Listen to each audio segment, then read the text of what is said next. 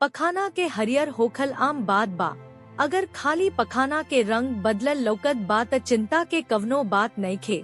अब सवाल उठत बा कि पखाना हरियर काहे हो जाला। पहिला कारण, खाना।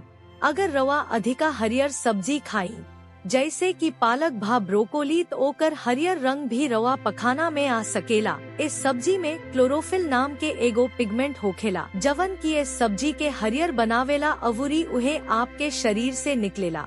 खाली हरियर सब्जी ना, अगर रौरा ये सब खैले बानी त पखाना के रंग भी हरियर हो सकेला। नीला भा बैंगनी रंग के फल आ सब्जी जैसे कि ब्लूबेरी, हरियर फल एवोकेडो आ हरियर सेब, हरियर पत्ता वाला मसाला तुलसी आ धनिया, ग्रीन टी पाउडर, सब्जी अवूरी फल के चलते होखे वाला पखाना के हरियर रंग आम तौर पर 1-2 दिन के भीतर अपने आप ठीक हो जाला।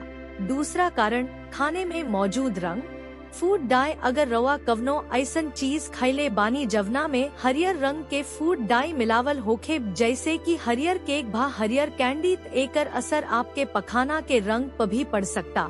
आ खाली हरियर ना, नीला भा बैंगनी रंग भी पखाना के हरियर बना देला जब ई पेट के भीतर पाचन रस में मिल जाला। लेकिन जैसे ही वो फूड डाई आपके सिस्टम से बाहर निकलेला, आपके पखाना के रंग सामान्य हो जाला। तीसरा कारण, दवाई। कई बेर कुछ दवाई पखाना के रंग भी बदल सकेले, खासकर के एंटीबायोटिक दवाई। ये दवाई आपके पेट में मौजूद निमन अवूरी खराब बैक्टीरिया के संतुलन के बदल देवेले, जवना के चलते पखाना के रंग तनिका हरे रंग के हो सकता। एकरा अलावे यदि आपके दस्त बा त पखाना में पित्त के रस ज्यादा निकल सकता, जवना के चलते एकर रंग हरियर हो सकता। चौथा कारण, इन्फेक्शन। अगर कवनो बैक्टीरिया, वायरस भा परजीवी आपके पेट में घुस गईल बा त पखाना के रंग भी हरियर हो सकता। ई बैक्टीरिया, वायरस आ परजीवी अलग अलग प्रकार के हो सकेले जैसे कि सैल्मोनेला भा ई कोलाई बैक्टीरिया, नोरोवायरस आ गियार्डिया पैरासाइट। अगर पखाना के रंग हरियर होखे के संगे संगे आपके पेट में दर्द, उल्टी चाहे कमजोरी महसूस हो रहल बा त डॉक्टर से जरूर सलाह ली। कुछ बीमारी के चलते पखाना भी हरियर हो सकता जैसे कि इरिटेबल बाउल सिंड्रोम, IBS।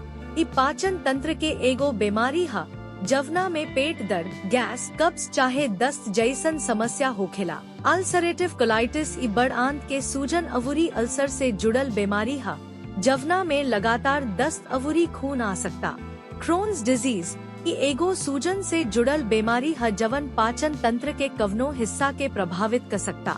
अगर रौरा पित्ताशय के सर्जरी करवले बानी त राउर पखाना भी हरियर हो सकेला।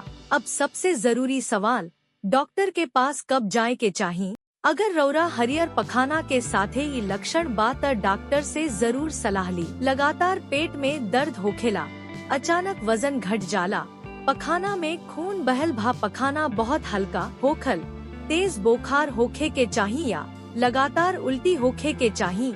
अगला बेर अगर पखाना में हरियर रंग दिखाई दिही त सबसे पहले सोची कि हम का खैनी। अगर वीडियो अच्छा लागल त लाइक, शेयर और सब्सक्राइब जरूर करें।